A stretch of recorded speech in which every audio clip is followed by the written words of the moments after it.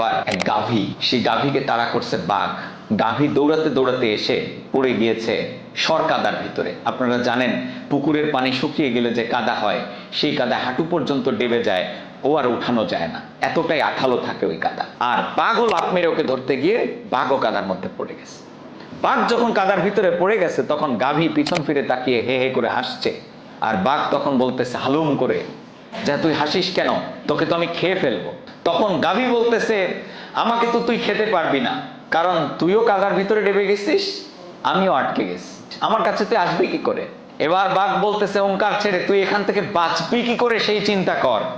গাভী আর একটা অট্টহাসি দিয়ে বলতেছে, আমার বাঁচা নিয়ে তোর চিন্তা করা লাগবে না, তুই তোর বাঁচার চিন্তা কর।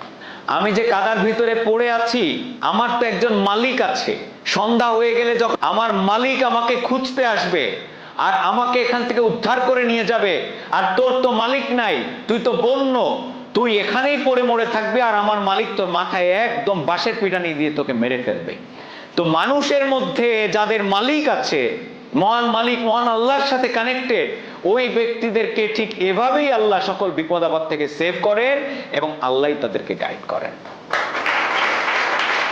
এই জন্যই কোনোটা আমি ছাড়তে বলছি না, আমি একটা কাজ বাড়িয়ে নিতে বলছি, সেটা হচ্ছে নামাজ আদায় করেন।